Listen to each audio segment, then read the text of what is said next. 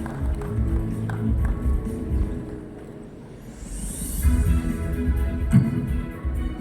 right.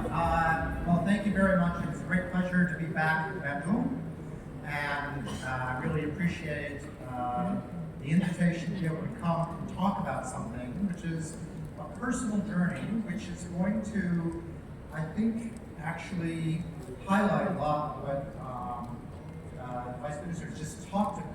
And I think we see the world in a very similar way. So you're going to hear a little bit of repetition, I think. I also think I'd like to call out the fact that we have the Minister, the Vice Ministers here to reflect that how lucky you are in Indonesia to have a system that allows active scientists to participate fully in the political process. Because in this space especially, the solution is political, but it also has to have the context of how science actually works. And this is one of the few places where you can combine that expertise. So I am very encouraged to see what's going on here, because I'm hearing everything that sounds right to me. And normally, when I'm at things like this around the world, I shake my head a lot because it doesn't make sense. So I think you're on a great sound footing. So this is a personal journey where I'm going to talk about how science worked for me, but then how it integrates into the wider economy and society. I'm going to start straight up there about just how astronomy has sort of set the stage for the modern world. We don't think about it. Hopefully we'll go. When you come to Australia, we have indigenous culture which goes more than 50,000 years. And one of the things they do is they sing songs in oral tradition called songlines. And one of these songlines is about the Seven Sisters. The Seven Sisters are the Pleiades star cluster, which everyone on the planet can see. Every human on the planet has been able to see this star cluster. It's 80 million years old, and it's right on the equator, so it's almost straight overhead here in Indonesia. But you can see it where I grew up in Alaska, and you can see it down in the southern part of Patagonia. And this star cluster and the story of the Seven Sisters is used in Australia to do a map of how to move around the continent from place to place and do things through the seasonal cycles. But it's a story that quite remarkably is seen around the world. It is the Pleiades story. It's the same story in Greece. It is in India. It's in Thailand. It is all over the world. It is, as near as I can tell, a story that is probably more than 50,000 years old because it is shared amongst the world's peoples. And just to give you a sense of how old astronomy is, this is the Lascaux cave in France, very famous picture of a bull. And if you look there are the Pleiades. Why are they there? Well, it turns out that's Taurus the bull. The constellation of Taurus is where Pleiades are, and it is depicted back 17,300 years ago. So these stories of astronomy are ancient. So astronomy, of course, connects into the modern world, I think largely through the Greeks, who started trying to calculate where the planets went. And Ptolemy went through and created a very complicated, in one sense, very simple idea, essentially by saying the Earth is at the center. Why? Because he was going to be killed if he said anything else. Objects travel in circles. Why? Because he was going to be killed if he said anything else.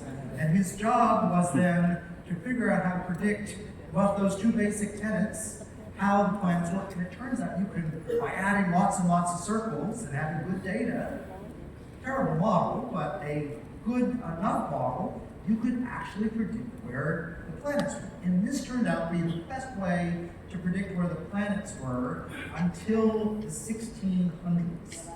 All right? Now, it started being challenged in the 1400s when Copernicus came along and said, wouldn't it be so much conceptually simpler if we just threw away the idea of the Earth being the center and we put the sun at the center.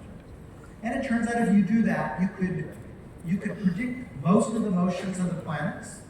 Now, he only had circles with the Earth at the center, or the sun at the center, so he couldn't do as well as Ptolemy did, because Ptolemy had so many circles, he could fit the data. That's what we call in modern parlance overfitting, but he did it. But it changed the concept, because you could go out and you could actually test, it turns out, in the next 100 years, whether or not Copernicus was right. And this came from making and taking data really accurately. So Tycho Brahe went through book instruments, scientific instruments, that turned out to be useful for measuring your position on Earth really accurately, but they were really good at tracing where the planets were to an order of magnitude more precision than ever before. And that allowed Kepler, who worked with him, to go through and to deduce, for example, first of all, that orbits were ellipses.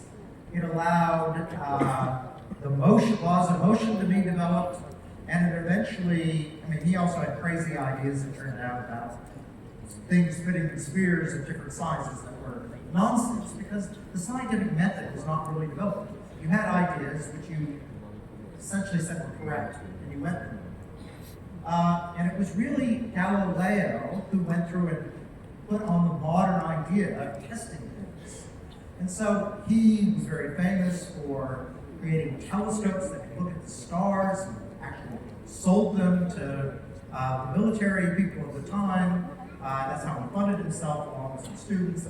By all accounts, he was a pretty terrible teacher, so it was better to sell his telescopes than teach. But when he looked at, for example, Jupiter, he could see moons, and you could see that the Earth was not the center of that system. He could see the phases of Venus, and under Copernicus's model, when Venus was a long ways away, it would be small and full, and it would be a crescent if it were close when it comes on the other side.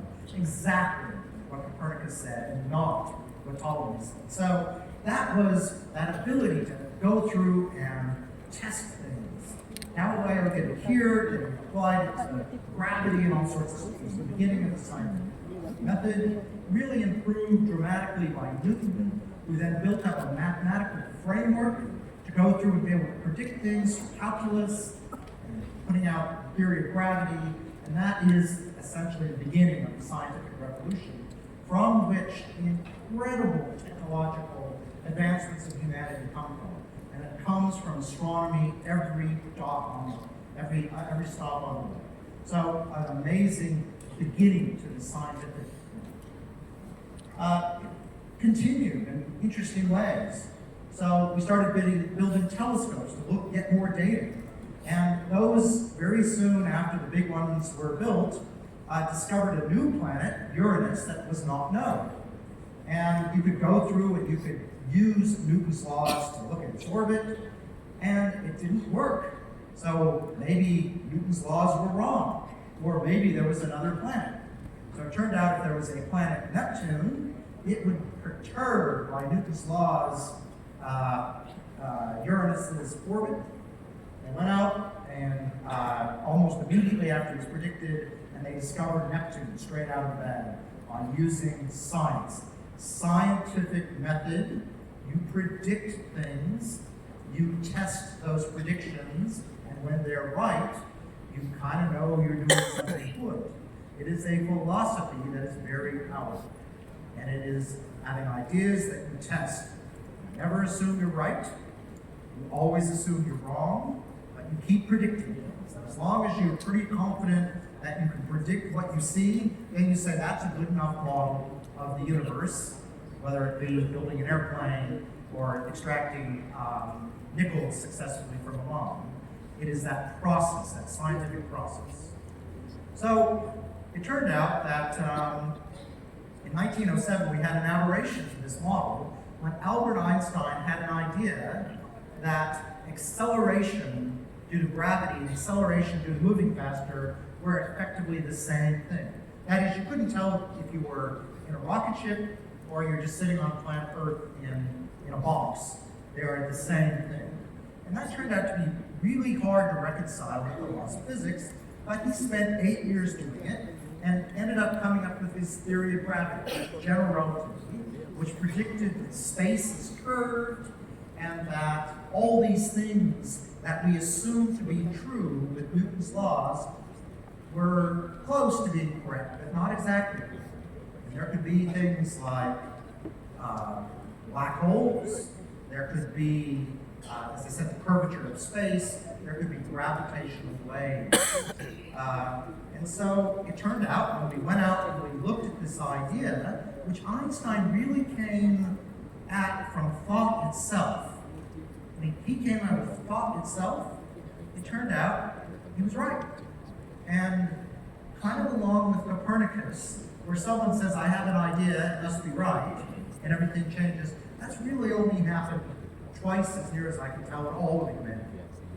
Normally, you do things because when you predict, you don't get the right answer. When you don't get the right answer, then you know there's something wrong, and you start changing your models. That's the way science normally works. So, Einstein, telescopes vindicated Einstein's theory of gravity, and it was done through pictures of an eclipse. You looked at the stars behind the sun during an eclipse, you could see them, then you waited, 3 months, the sun was gone, you looked where their stars are, and bent space, if space is curved, then it turns out it distorts where the stars appear in the sky. And it got exactly what it was. This, interestingly enough, is what made Einstein famous. Einstein was famous to physicists after 1905, but this is what put Einstein on the front pages of the newspapers, because he literally came up with a profound change of our understanding of gravity, Newton's laws, from pure thought and aesthetics alone. It wasn't E equals mc squared that paid the house bill. So astronomy is really the essence of science. It helped, as I have indicated, develop the scientific philosophy.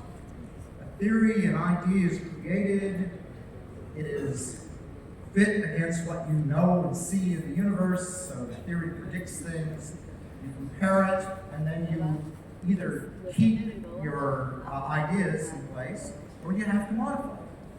And it's that circular motion that is the power of science.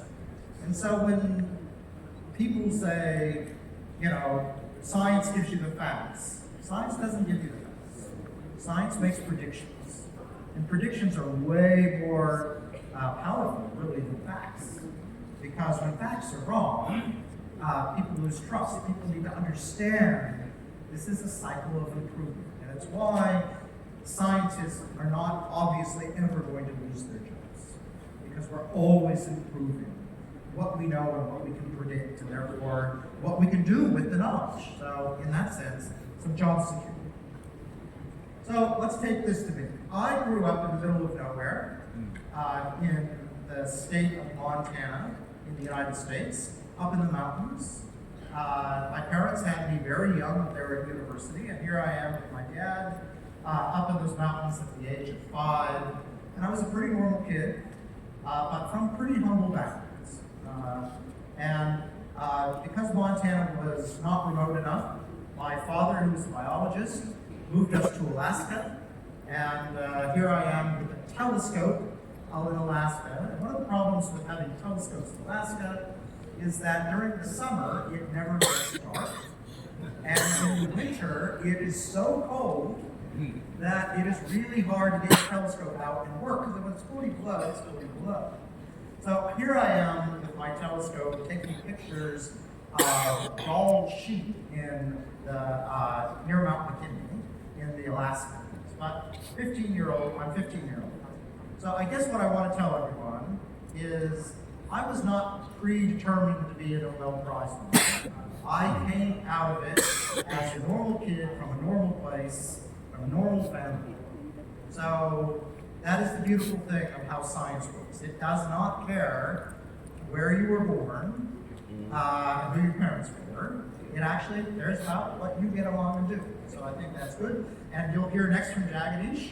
And I come from very upward surroundings compared to Jagadish, who came from, I had power in my house. I had to chop wood to stay warm. We had wood-fired stoves to stay warm, but I didn't have power. And Jagadish did not even have it. So, astronomy, and I'm a cosmologist. And so, in 1929, Edwin Hubble made this diagram.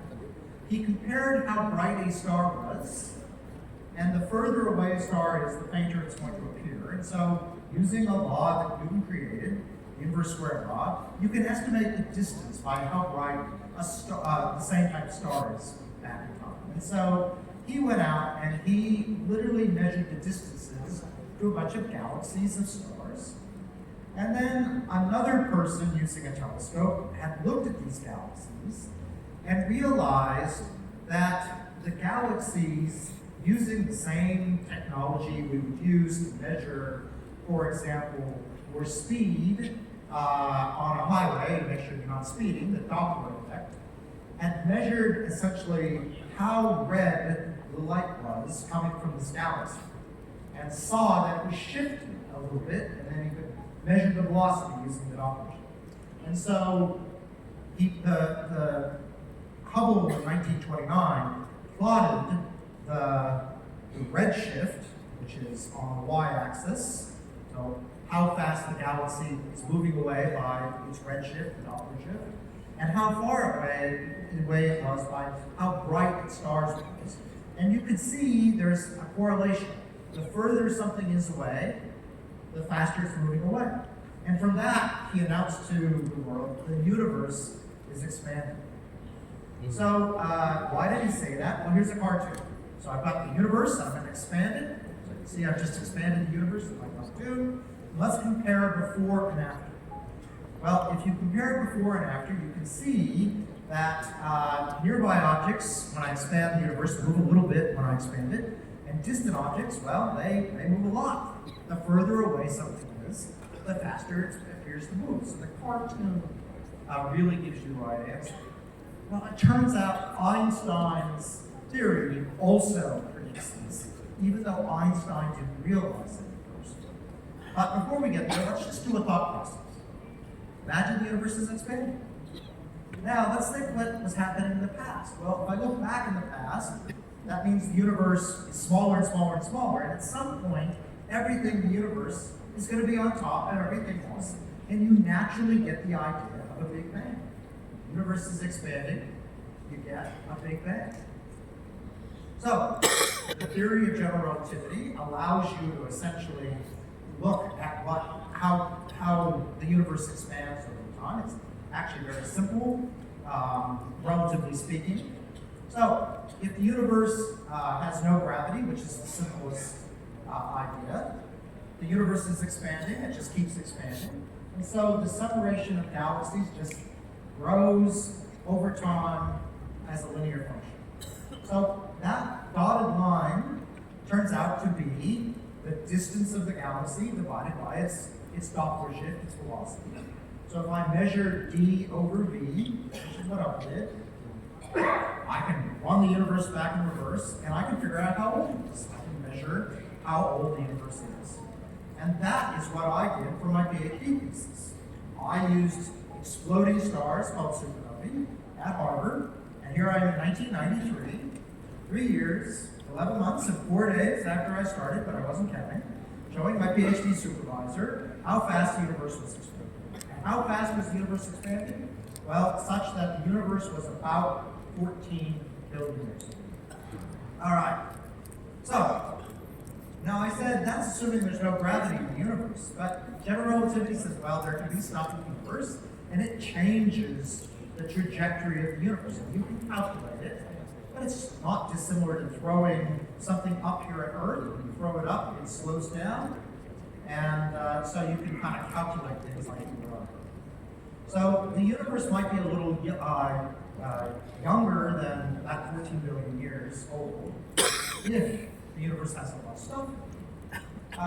So that's something that we concerned about, and it's quite profound for the future of the universe, because if the universe isn't slowing down at all, obviously it just keeps getting bigger and bigger. But if it is slowing down a lot, then the universe will stop expanding, and just like a ball I throw in this room with less than the escape velocity of the Earth, it will reach a maximum height and then fall back. The universe reaches a maximum size, stops, and then goes in reverse.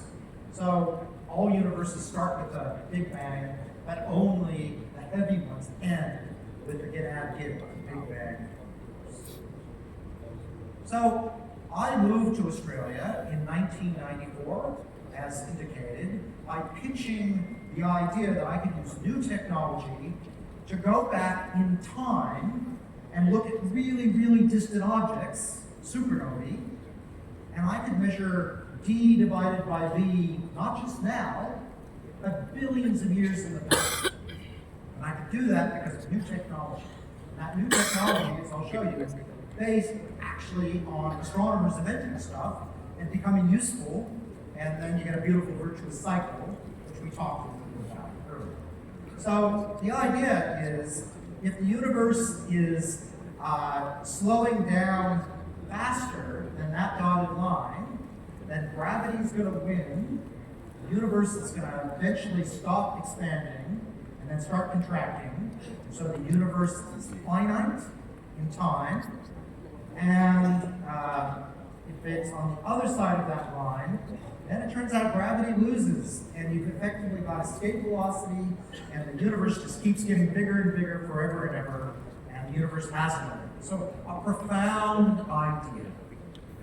So it turns out we could do this thanks to my colleagues learning how thermonuclear detonations in space, and yes, my colleagues work on nuclear bombs as well, not maybe the good side of the job, but these things take about 20 days, they're 5 billion times brighter than our sun, they fade away, they create most of the iron and nickel in the universe, so when you mine nickel in Indonesia, it came from these things. These are the things that produce that nickel in the universe. I will not charge you a royalty unless you'd like to provide one. I'd be more than happy to do so. Okay, now the technology we had to do is we had digital cameras. So astronomers were in the middle of inventing digital cameras. They were sort of created by people working in astronomy for defense. Defense declassified them. Astronomers went nuts and actually helped build the technology out, such that by 1994, we had 8 megapixel cameras, digital cameras, already in 1994. So well before there was a consumer. And we had access to those things, and those allowed us, because they were 100 times more sensitive than film, to look back 8 billion years into the past.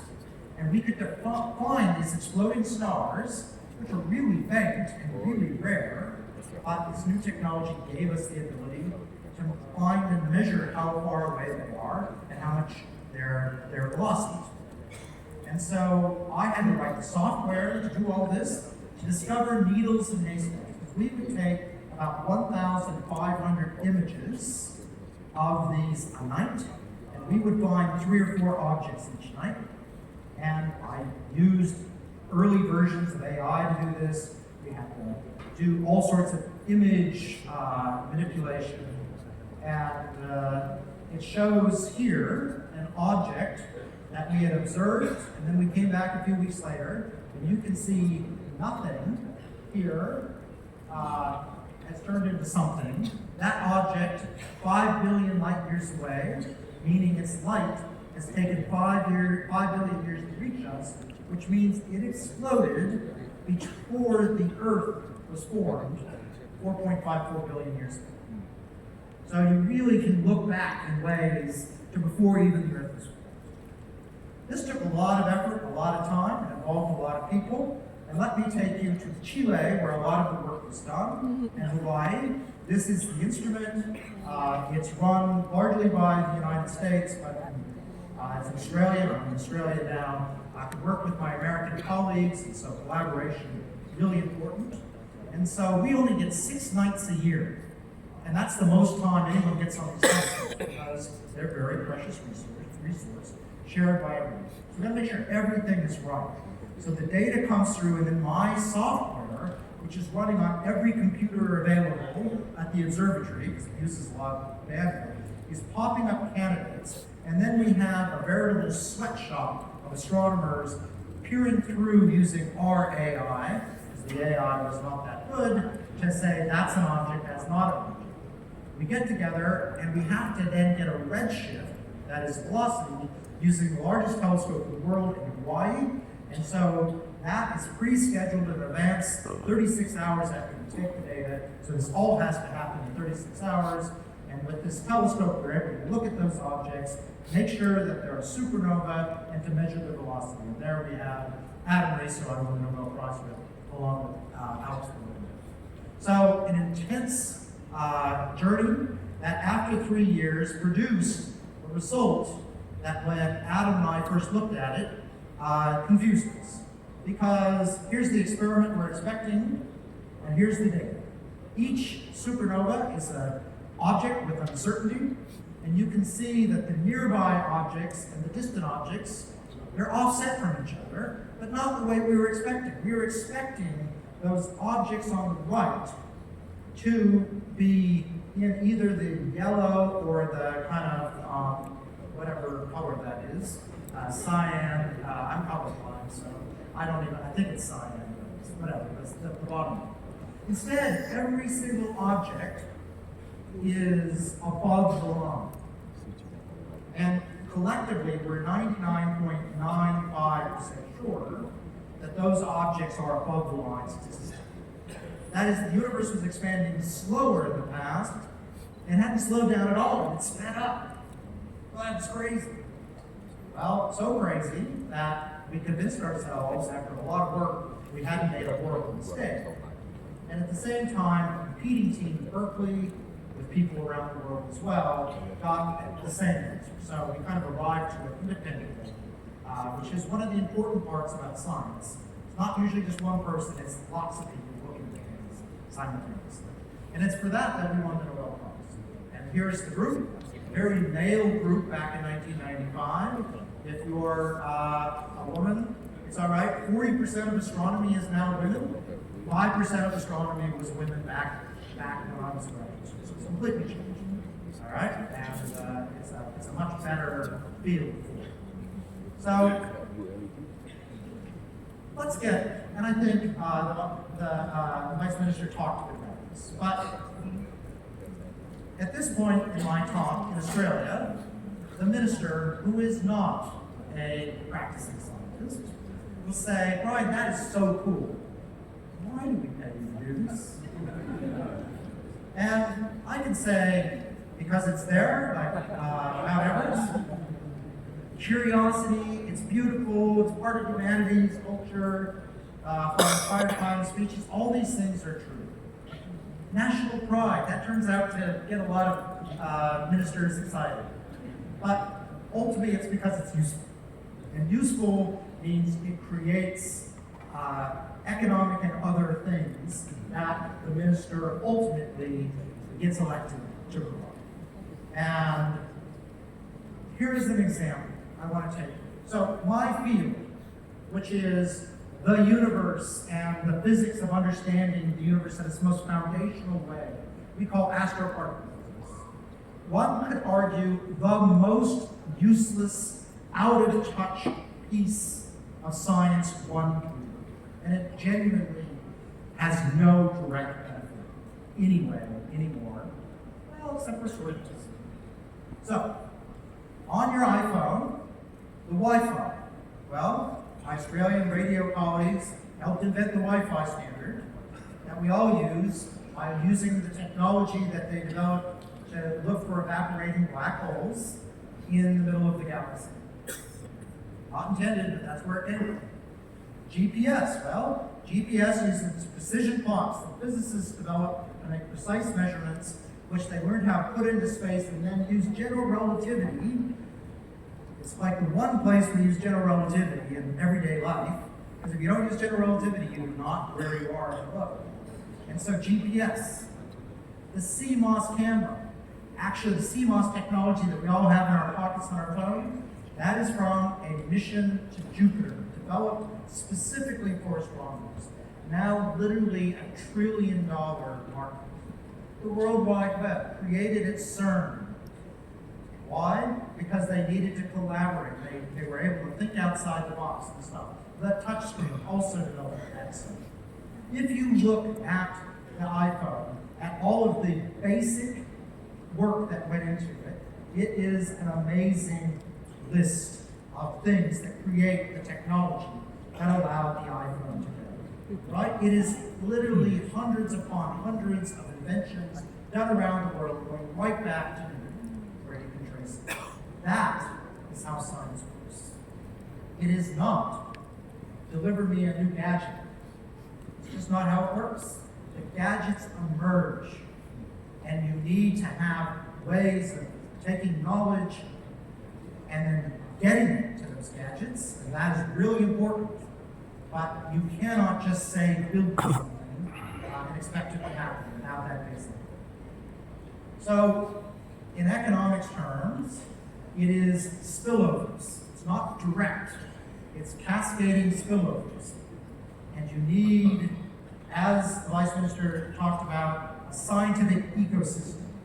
And it needs to interact with the business ecosystem. Because most scientific discoveries do not directly translate to the economy. The accelerating universe is not directly going to give you economic activity. It does excite children to study science and stuff, so it is part of the answer. It's not direct. It also creates, as I'll show you, a bunch of graduates who go on to do things. Most scientists and their students are often, well, I would say scientists and students often are able to translate uses of this knowledge with companies that employ them or startups that they form. But I should say most students and these scientists don't. But that's the way it usually occurs. So probably only 1 in 20 scientists and students are going to create a startup or make some major translation. But that 5% is what revolutionizes the world. And by trying to shortcut that 5% and say everything has to go that, you're actually meaning we're not going to do anything because we don't take risks. We do everything safe. And you end up actually breaking the cycle by thinking you can do it in advance. Success, in my opinion, is not forcing scientists to always find translation, but rather making it frictionless so that when you have an idea, you don't have to give away your house or give away your career as a scientist to make it happen. And so you need a scientific research ecosystem that allows people, like me, if I suddenly have an idea, to go do it for a year and then come back to the university without paying. So a research ecosystem, and this is echoing what we've already heard earlier, you need researchers with access to appropriate infrastructure, global networks, PhD students, and time. Time to make discoveries at the leading edge. That's what you need. Money, well, money is actually translates into people's time and research industry. I used, in my Nobel Prize discovery, $8,000 Australian was the entire research budget I had. That was it. $8,000. Those are airfares to Chile. That's what we used. Everything else was my time. Okay? Within universities and research institutes, you want things to be frictionless for staff and students to take ideas to existing companies or to start new ones. If you have complex IP agreements to make sure that every university or every research institute gets their maximum amount, then you just end up with nothing. Right? So you want the ideas out, and you want to collect tax on them. You don't want to kill them before they're born, which is something that many research institutes around the world do. They kill ideas by trying to make sure they don't lose IP. Stanford does not Stanford because of the IP royalties it collects. It's Stanford because it made many, many people trillions of dollars and they give back money on $1 in 1,000, and that's enough. The availability, and I think we heard this, well, I should say, really important for universities, research institutes, and companies to be co-located and working together. This is a place, in Australia we need to work on it, and I think in Indonesia you need to work on it. I think there's a fair bit of distance between your universities, research institutes, and companies. So really thinking about getting concentrations of people in areas. That's where things bloom the world over, and it's got to be all three of these. It can't just be two of them. You gotta have business there, because the ideas of business are not, I need something, here it is. It's actually fermenting ideas, creating new ideas, and year-long, multi-year ideas of how to create value for the company. Availability of capital is really important. And you've got to have expertise about how to manage that capital. Just throwing money doesn't work. You've got to know when to put money in, know when to stop, know when to scale, know when to kill. You want economic incentives for research within existing companies. One of the problems we have in Australia is it's really hard to convince companies to invest in research. You find it easier just to grab research from other places. But that means your productivity slowly fades over time as you become a follower rather than a disciple. And government focusing on fixing market failures rather than picking winners. Now, I say that specifically in a variety as an economist's husband, but government can do things that makes procurement as a tool to get innovative things into their own pipeline. We saw, military, public health, there's all sorts of places. And then there's the idea of national missions. You've got these missions, and having experts go through and drive activity from university to industry as a mission. Mariana Mazzucato talks about that. That is a great place for Indonesia to help develop both its research and technology, but its prosperity, because you're doing things that it needs. Stability is paramount. Research is a 10-year plus thing. When I first arrived in Australia in 1994, Australia was a much substantially more advanced economy than Singapore. Singapore has just stuck and invested in research and technology without blinking the entire 30 years I've lived in Australia. I am now the chair of their academic research council. I invest in Costa, for example, Costa Nasimov's group. I was the person who was chair of the committee that made the decision to invest in it. Right? It is paying dividends in Singapore now because they stuck with it for 40 years. Singapore has 25% higher GDP per capita than Australia does.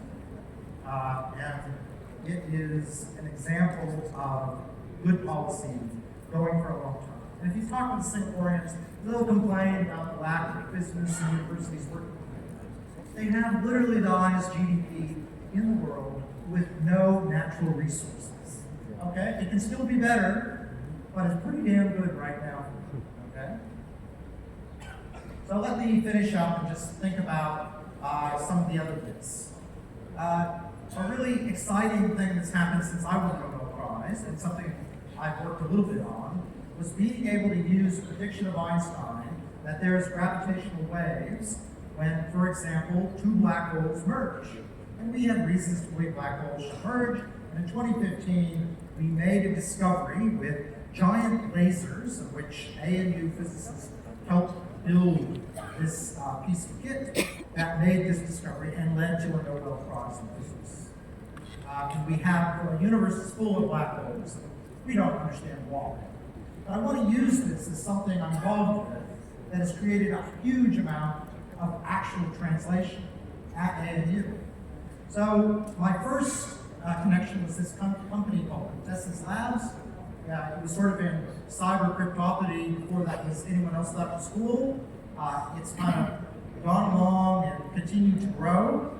But talking to the physicists from ANU who started this company, I realized that the university was making it hard for him to actually build this company by having crazy IP agreements, which meant no one would invest in it. So when I became vice chancellor of the university, I decided to make a learning plan and change the way the university makes it much more frictionless for our staff and our students to go out and start companies. And we increased the rate of startups by a factor of 10 by going from IP, standard Australian model, to let's just invest in getting the ideas out. So this company, Vive Photonics, which was bought by Nobel, well, when they went and got bought out, here's the PhD student.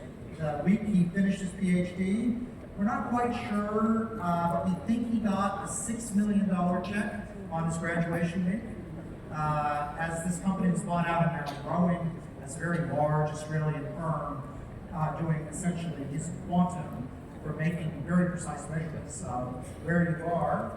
And this company, which I've been involved in helping get spun out, and now I'm on its board, used, and I should say all of these companies were in the group that made the instrument that detected the gravitation waves. That's what they did. So it's stuck to that strongly. This company, Liquid Instruments, uses essentially that same technology to build new age measurement and test equipment. So it's an oscilloscope that is essentially software driven, can be reconfigured on the fly. Instead of having a whole rack of equipment, you can do it in one little box. So this is a company that is set to sell $20 million worth of equipment this year. I'm on the board, but it includes 2 AMU physicists on some founders, and a whole bunch of people from Silicon Valley. And it's based in Canberra and in Melbourne, and creating products in Melbourne. So these are the types of things that come from this crazy piece of astronomy, just one group that I'm involved in. I've had 11 PhD students. I did run a university for 8 years, so it's less. Now let's just, about a third of my students are astronomers. But I have science teachers, they're a very important part. Public servants who help make sure the government does the right things. Business executives. I have a couple students who started their own companies. And one of my students was in a startup in the US whose valuation peaked at $10 billion, and she is now an angel investor, and I don't know how much she's worth, but she is worth a lot of money. Many, many, many millions of dollars. And that's just my 11. Multiply that by the 1,500 other faculty members at AAU, and you see you get impact. And Nobel Prizes don't allow you to translate things any better than many things that are a bit of an error. Jagadish has all sorts of students, done all sorts of stuff. And so it does actually add up research and research. It is an exciting time to be doing science. Science and technology are now completely interdependent. And as the Vice Minister said, Indonesia's future growth depends on building this ecosystem. If you want to boost your productivity, it's going to come from your people. And you've got a lot of natural resources, but you've got to boost your productivity. And that comes from really going through and getting people highly educated and lots of cutting-edge research. So in research, excellence first, scale second.